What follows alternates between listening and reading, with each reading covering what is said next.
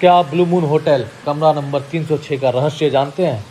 शायद आप नहीं जानते होंगे। रात के 11 बजे थे। घने जंगल के बीच एक पुराना होटल खड़ा था, ब्लू मून होटल। बाहर तेज बारिश हो रही थी और ठंडी हवा के झोंके होटल की खिड़कियों से टकरा रहे थे। रवि, जो एक खोजी पत्रकार था, वहां एक खास मकसद से आया था। पिछले कुछ महीनों में इस होटल के कमरे नंबर 306 में कई रहस्यमयी घटनाएं हुई थी। लोग वहां रात गुजारने के बाद गायब हो जाते थे और अगली सुबह उनका कोई नामो निशान नहीं मिलता था। उस रूम की सच्चाई जानने के लिए रवि ने रिसेप्शनिस्ट से उसी रूम की चाबी की मांग की। ब्लू मून होटल के रिसेप्शनिस्ट एक बूढ़े आदमी थे।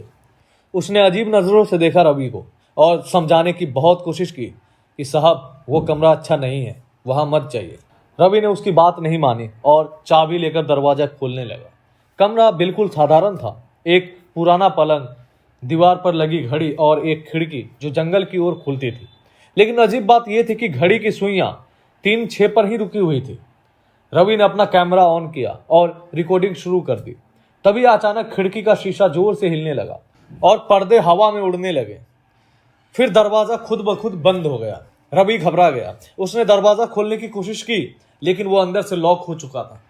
तभी उसे कानों में एक धीमी सी फुसफुसाहट सुनाई दी, भागो यहां से, अभी भी वक्त है।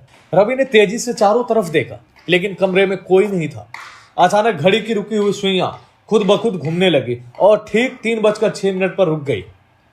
और तभी अलमारी का दरवाजा जोर से खुला और अंदर से एक कंकाल जैसी आकृति बाहर निकली। उसकी आंखें सुर्ख लाल थी और उसके मुंह से सिर्फ एक शब्द निकला, अब तुम यहां से कभी नहीं जा पाओगे। कमरे की लाइट्स बुझ गई, एक भयानक चीख गूंजी और फिर सब कुछ शांत हो गया।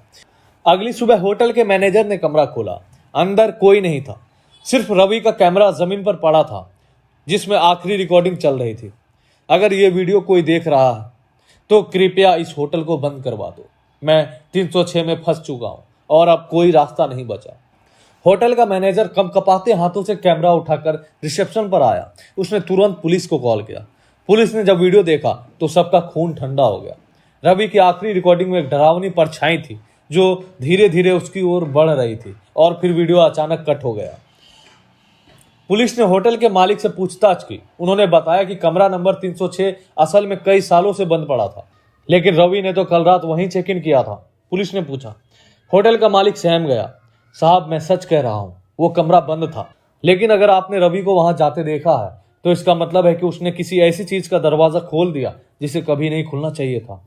पुलिस टीम ने तुरंत कमरा 306 की तलाशी ली, लेकिन वहां रवि का कोई निशान नहीं था। कमरे की दीवारों पर हल्की हल्की खरोंचे के निशान थे, जैसे किसी ने बाहर निकलने के लिए संघर्ष किया हो। और अलमारी के अंदर एक पुरानी डायरी रखी थी। डायरी 1985 की थी और किसी रोहित मेहरा के नाम से लिखी गई थी। उसके आखिरी पन्ने पर लिखा था, अगर कोई ये पढ़ रहा है तो समझो मैं भी यहां फंस चुका हूं। कमरा 306 सिर्फ एक कमरा नहीं, बल्कि एक जाल है।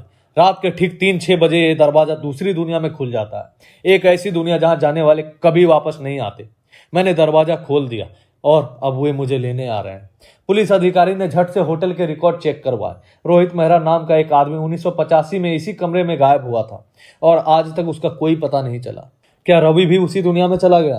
पुलिस ने होटल को सील कर दिया, मगर उस रात होटल के मैनेजर को एक अनजान नंबर से कॉल आया। हेलो। फोन की दूसरी तरफ रवि की घबराई हुई आवाज थी, मुझे बचाओ, मैं 306 में ही हूं, लेकिन कोई मुझे देख नहीं पा रहा, प्लीज मुझे बचाओ यहां से। रवि की घबराई हुई आवाज सुनकर होटल का मैनेजर सन्न रह गया। उसने तुरंत पुलिस को कॉल किया, लेकिन जब तक पुलिस वहां पहुंची, फोन की कॉल हिस्ट्री से वो नंबर गायब हो चुका था। यह कैसे हो सकता है? मैनेजर के हाथ कांप रहे थे। उसने डरते हुए कहा, साहब, मैंने खुद रवि की आवाज सुनी थी। वो कह रहा था कि वो इसी कमरे में है, लेकिन कोई उसे देख नहीं पा रहा। कमरा 306 में फिर से जांच शुरू हुई। पुलिस ने कमरा 306 की फिर से तलाशी ली।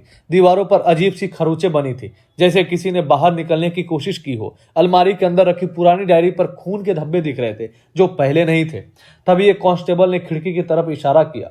सर, ये देखिए, खिड़की पर किसी ने अंदर से हेल्प मी लिखा था। पुलिस टीम अब पूरी तरह से हैरान थी। अगर रवि इस कमरे से गायब हो गया था तो यह संदेश किसने लिखा?